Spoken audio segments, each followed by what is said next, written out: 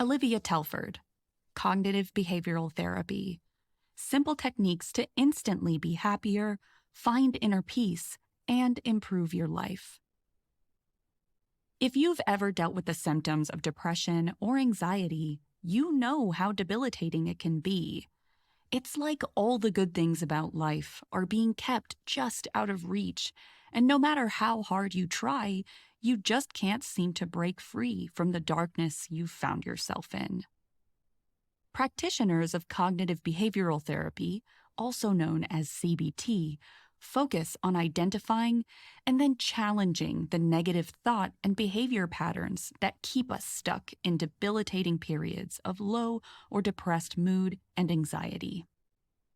While it can feel like there's no way out, or that we're not worthy of happiness or a good life, CBT can show us that this is simply not the case. In the sections ahead, we'll run through the basics of CBT and learn a few techniques that you can start using today. As useful as these techniques can be, if you believe you're clinically depressed or trying to cope with chronic anxiety, the best advice is to reach out to a professional therapist, counselor, or psychologist who can guide you to better mental health. An introduction to CBT. So let's start with a basic question. What is cognitive behavioral therapy? Commonly known as CBT, it's a psychological intervention or treatment that can be applied to a range of problematic conditions, disorders, and mental health issues. No matter what you apply it to, at its core, CBT centers on the impact of the stories that we tell ourselves and how they shape our thoughts, emotional responses, and behavior. The treatment recognizes that sometimes the stories we tell ourselves, including the core beliefs we hold about ourselves and the world, may be inaccurate or be detrimental to us in some way. These beliefs can lead to behavior and thinking that can cause any number of problems. CBT comes in a number of flavors, so to speak. One of the earliest, dating back to 1955, is the ABC model, and it explains the basic principles rather concisely. A stands for activating external events, B stands for beliefs, and C stands for consequences, or resulting behaviors. For example, an outside event happens, and how you react to it depends on what you believe and the kind of story you tell yourself. There are many factors that determine our beliefs. These include genetics, which play a role in determining our personality, as well as our upbringing and the environment we live in. These factors can lead us to interpreting events in ways that may not reflect reality, particularly when it involves someone or something we care deeply about. To put it simply, these factors can work together to create a distorted worldview.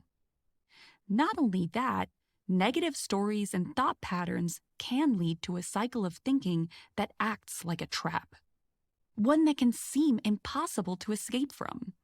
It can result in depression, anxiety, stress, insomnia, obsessive-compulsive behaviors, as well as harmful behaviors that are associated with addiction, jealousy, and procrastination.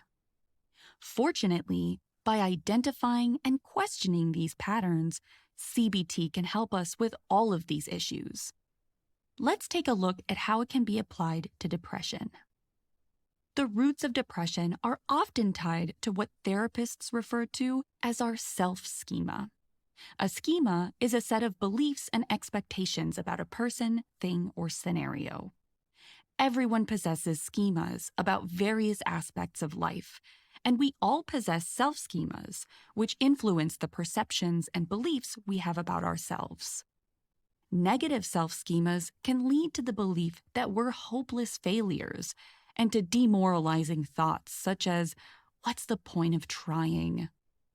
If someone thinks poorly of themselves, it becomes challenging to appreciate achievements and enjoy relationships, which in turn creates a perpetual cycle of self-doubt. This can lead to depression, isolation, and loneliness. This cycle of negativity falls under the category of faulty processing and logical errors. Logical errors in the field of mental health are self-defeating thought patterns that keep people trapped in an unhealthy state of mind. The solution is known as cognitive restructuring. This core technique aims to help you process thoughts in a balanced, rational way without denying or suppressing them.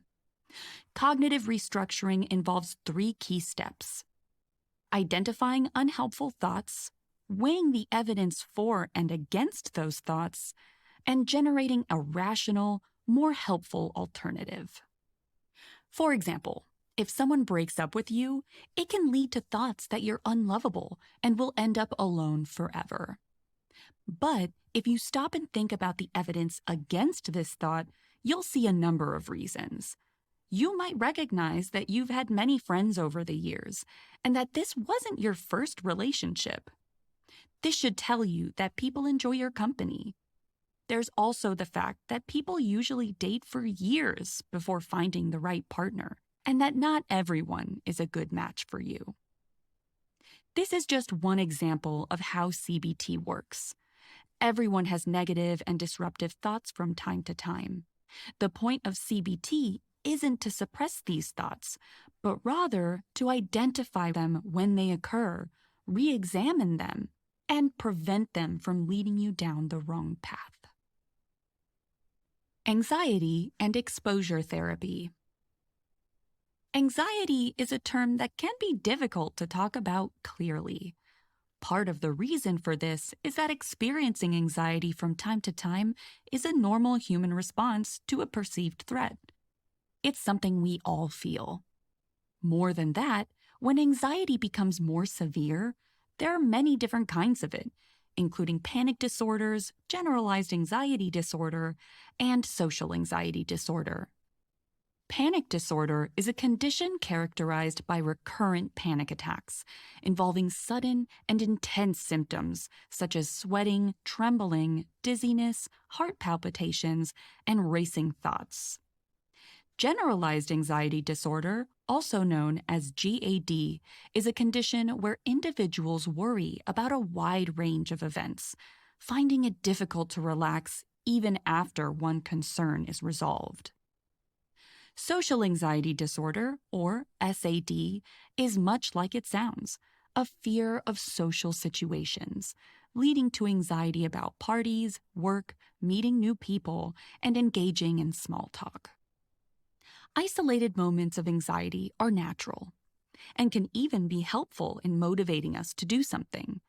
But as you can see, anxiety can also take over our lives and keep us from doing healthy activities.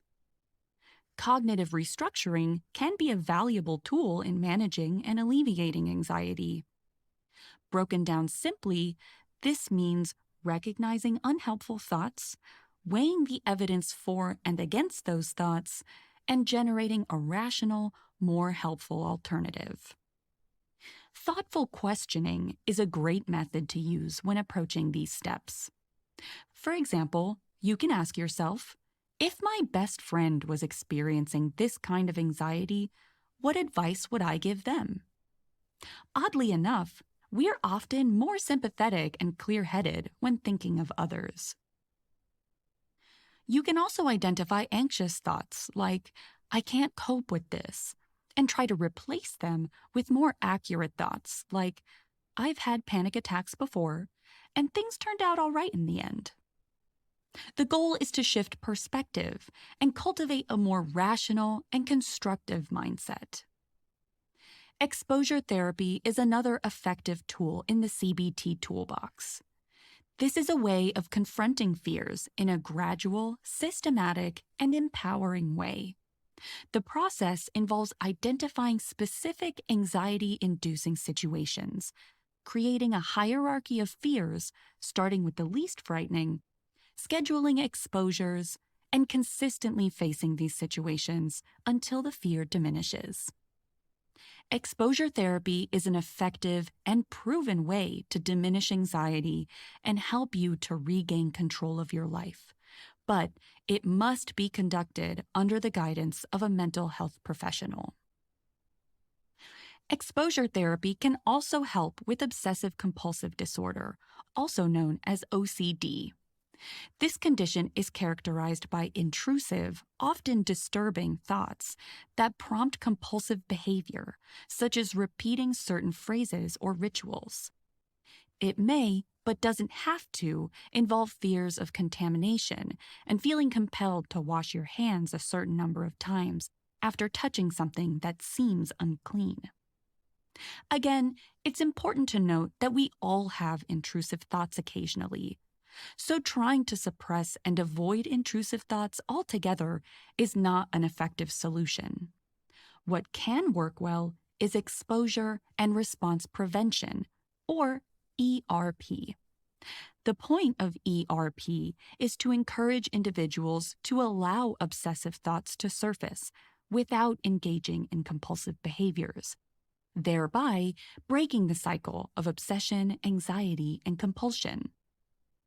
ERP must be done under the guidance of a mental health professional. It works not by avoiding your triggers, but rather anticipating them and committing yourself to resisting your resulting urges. This takes dedication, but on the plus side, it can work wonders. At first, once triggered, you'll likely need to sit with your feelings of anxiety for around 20 minutes. But after that, you'll feel the anxiety levels reduce. There can even be an enjoyable sense of triumph when you outlast your anxieties. And with repeated exposure and repeated practice, you'll find that the strength of your compulsions will diminish. ERP isn't easy, but it has definite rewards. Regret, guilt, and addiction. Life is a bumpy road, and one of the eternal truths is that everyone makes mistakes. As a result, no one goes through life without causing others some emotional pain along the way. It's to be expected that we all feel the pangs of guilt and regret from time to time. But when these feelings become severe and stay around for prolonged periods of time, they can start to significantly reduce your quality of life. Fortunately, CBT can help you to break free from these chains as well. Once again, the principle is about identifying and challenging the faulty story you're telling yourself.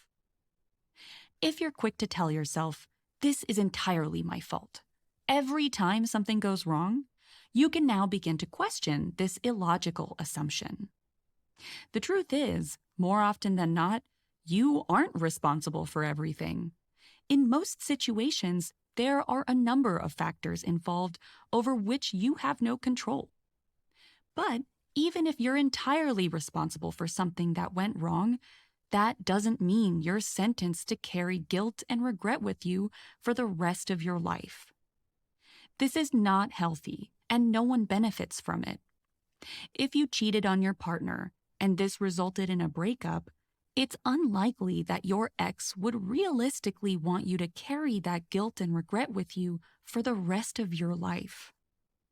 Guilt serves a purpose. It lets you know that you've crossed a line when it comes to your morals and values. But it loses its usefulness when you continue to carry it with you day after day. When this happens, guilt and regret can become a crutch. When you think you're a bad person who doesn't deserve anything good in life, guilt becomes an excuse not to grow, move on, and learn from your mistakes. Understanding the purpose of your feelings is the first step in moving on. Make amends and apologize for any role you played, but don't expect closure. Whether or not someone accepts your apology isn't within your control. Learn from what happened and commit yourself to not repeating the mistake. This is how guilt and regret are useful.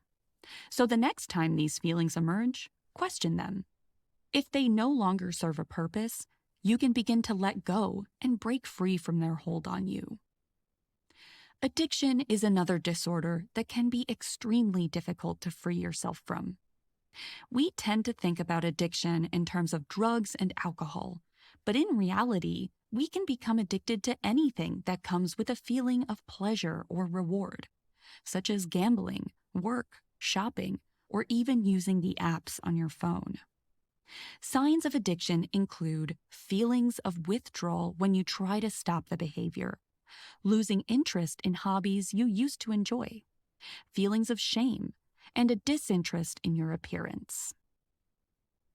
CBT can help treat addiction through a structured program that mirrors the steps of the cognitive restructuring we've seen in previous sections.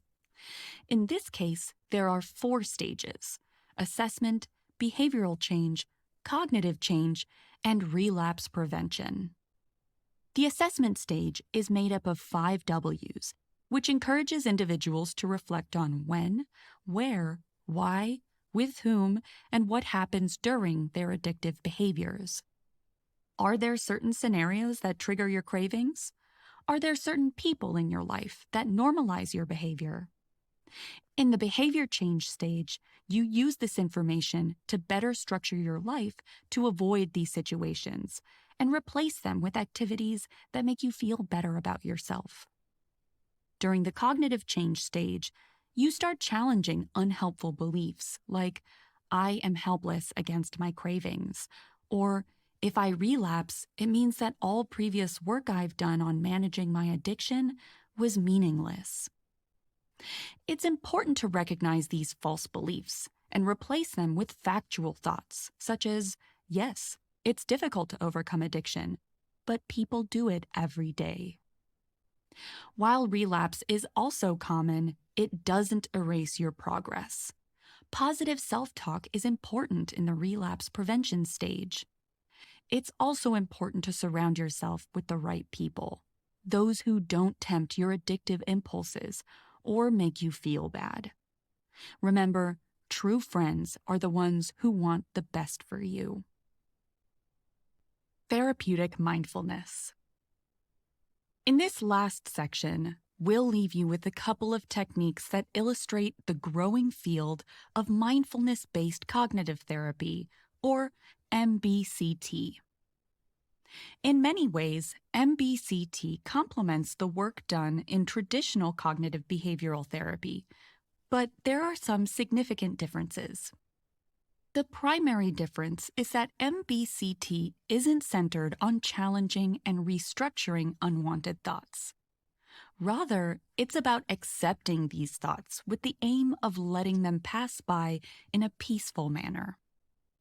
Moreover, MBCT is by and large a preventative technique.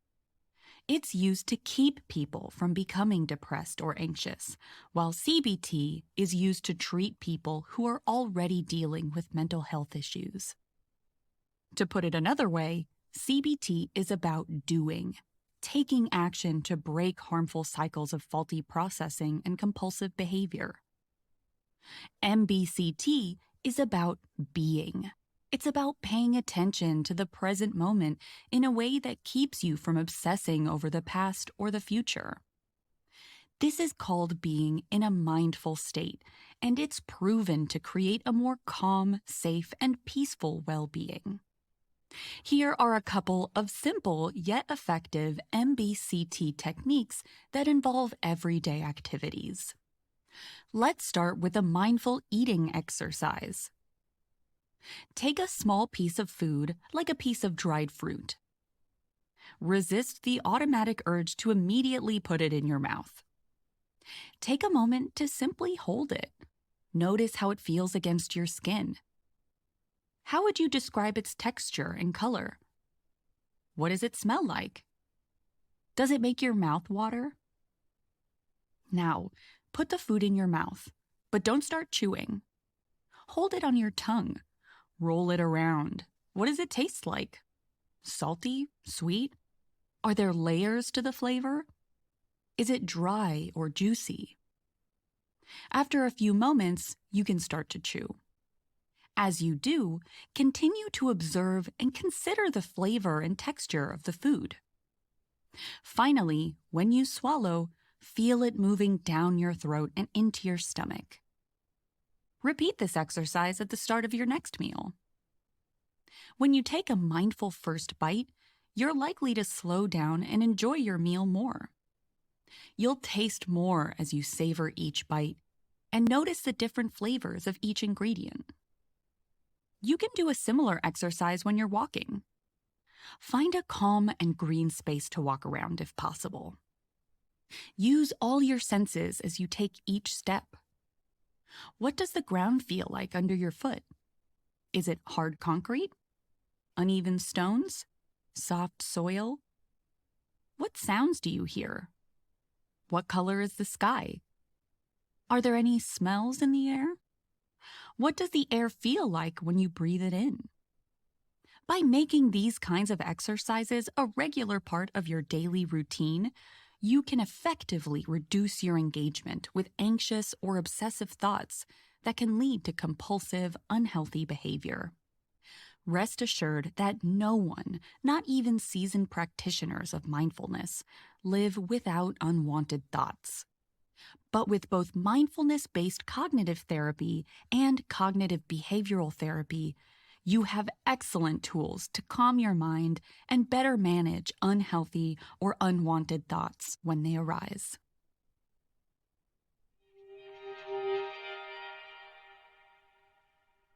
So that was our blink to cognitive behavioral therapy by Olivia Telford. The main takeaway is this. Cognitive behavioral therapy, or CBT, contains strategies designed to navigate self-criticism and cultivate self-compassion. Through the key technique of cognitive restructuring, the treatment guides people towards recognizing and challenging faulty logic and unrealistic beliefs that lead to depression, anxiety, guilt, and regret. CBT can also help people overcome addiction by providing a structured program including assessment, behavioral change, cognitive change, and relapse prevention. Meanwhile, mindfulness-based cognitive therapy can be used as a preventative technique to keep the mind focused on the present and cultivate a less resistant and more accepting approach to intrusive and negative thoughts. Thanks so much for listening. If you have a moment, please leave us a rating or a comment. We always appreciate your feedback. And I'll see you in the next Blink.